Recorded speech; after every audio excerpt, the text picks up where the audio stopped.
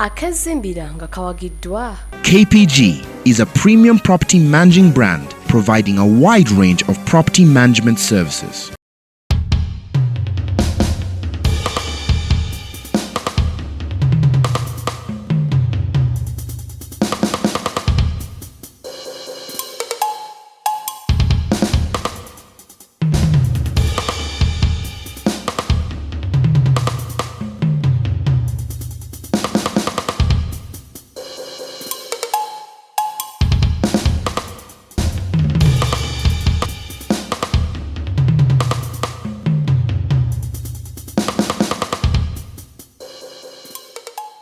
Amukulike kumukomula mu kotisha agenda maaso ne programu Akazimbira tulina omwami Kyene Kaziwe Yusufu atubuulira bizibu ki byofuna oba ennyumba eno nga tonnabajjongerako kubanga gimaliriza oyinza kwanga wagizimba wagikomya mu makati naye weetaaga ojjongerako kubanga olina ogimaliriza biki byolina bitunuulira oba biki byolina okwegendereza nga tonnabakugusa nnyumba eno mwami Kaziwe tusaba otubuulire nga gwe aludde mu by'okuzimba biki ebivaako abantu abamu okuzimba amayumba gaabwe ne bagakomya mu makati nekibatwalira ate emyaka emirala 5-10 nga tannabakumaliriza nnyumba eyo oba naalyoka akoma okumaliriza ennyumba eyo.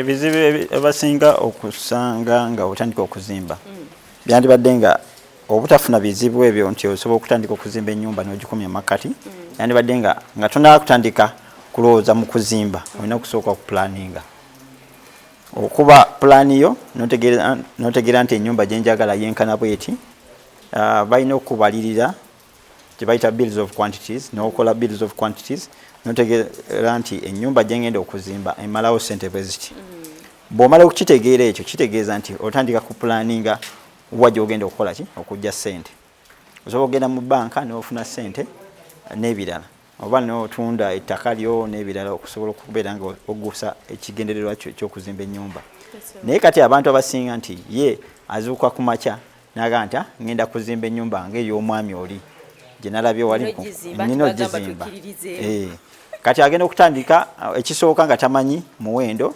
ssente meka zagenda okukola ki okukozesa okuzimba kati agenda okutandika okuzimba ennyumba eyo ekisooka ssente zibeera ntono agenda okulaba nga bamubuzaabuzizza tutandike olw'okuba oli agenda okuzimba ayagala ki mulimu tutandike ojja kimaliriza kijja kuggwa ogisobola kati agenda okulaba nga ennyumba ekoze ki emufuukidde ennyumba n'agireka zaali zikomaawo ate nga bamulimba nti zijja kukoma awantu awaddako kati awo n'afuna ekizibu kati okwewala ebyo byonna byonna alina kusooka n'apulaninga n'akoba pulaani ne bamukolera embalirira n'ebirala okwewala embeera nge mu makati kati ebizibu ebiddako nti ennyumba babanga ozikomeza mu makati kitegeeza nti babanga watandika January ennyumba n'ogikomya mu makati kitegeeza nti ogenda ogiddako mu December nga ebbeeyi y'akasawo ka sementi ekoze ki ekyuse erinnye enkuba ekubya amataffaali gakoze ki gaweddeko gavudde ku nyumba challenges kwe basanga abantu babibbye ebintu ku site kubanga site eyinza okusigalawo nga tewali akuuma kati ebyo byonna byonna ebizibu obeera obifunye olw'okuba watandika tokoze ki teweetegese nsaba akatalekeka nga tumaliriza nga tuva mu ddiiro nsaba otubuulireyo akatalekeka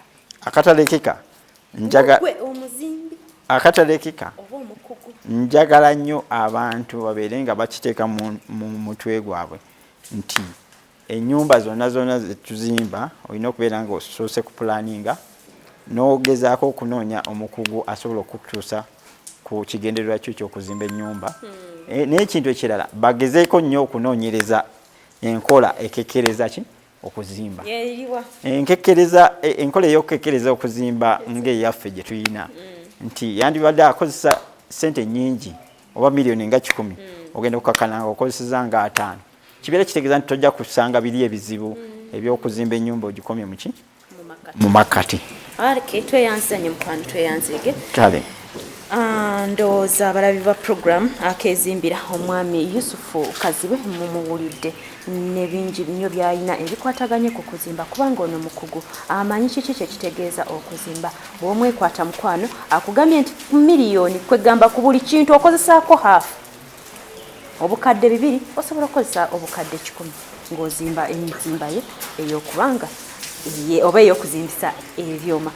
Tweyansa nnyo mwami Kazibe ndowooza tunaalabagana olundi ng'olina ekipya ku by'okuzimba. Ewe balenyo. Okay, bwe tutyo bwe tutambudde olunaku olwaleero ssaawa ebeeremu n'ekitundu. N'olw'ensonga eyo katugendeko mu kizimbe kyaffe ekya weekend.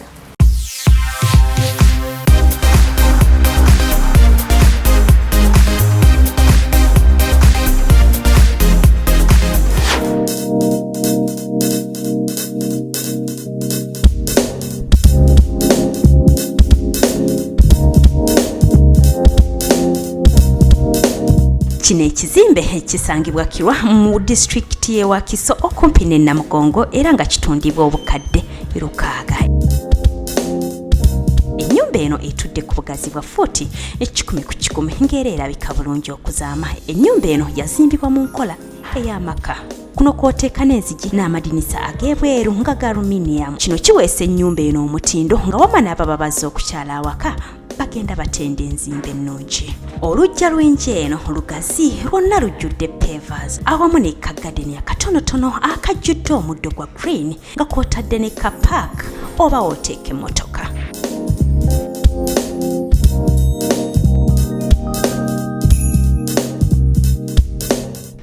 Bw'otuuka munda w'ennyumba eno mulimu ebisenge 6 nga byonna biri self-contained eddiiro ggazi bulungi ng'obeera olindiridde okuteekamu ebintu byokka.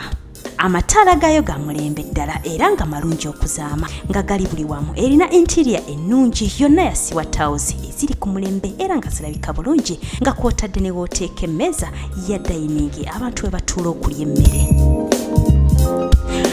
Effumbiro lyakolebwa munda nga teweetaaga kufuluma wabweru kufumba. Muno mulimu ne kabada wooteeka ebyokukozesa mu kufumba. Ebisenge ebisulwamu bijjudde wardrobe mw'oyinza okuteeka engoye awamu n'engatto z'okwambala nga mu mbeera eno mulimu n'endabirwamu oyinza okwerabira nga bw'oyambala awamu n'okwekolako. Kabuyonjo z'omu nnyumba eno zirabika bulungi nnyo ddala era nga za bbeeyi awamu ne showers z'okozesa okunaaba nga kw'oteeka ne bathtub mw'onaabira ng'owummuza ebirowoozo. Bathtub zirina enkola ya massage nga ggwe weebakamu bwebasi olwo nno amazzi ne gakukola massage.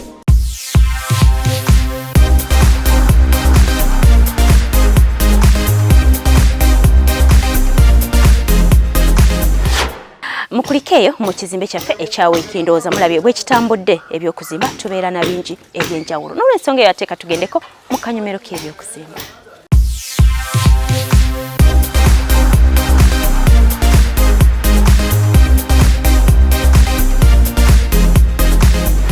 Bw'oba tolina ssente zigula ploti engazi era nga nnene bulungi kisoboka okwegatta ne munno ne mugula ettaka nga ddene ne mulitemaatemamu ploti olwo nno buli omu n'afunawo okubeera era ng'alina ekyapa.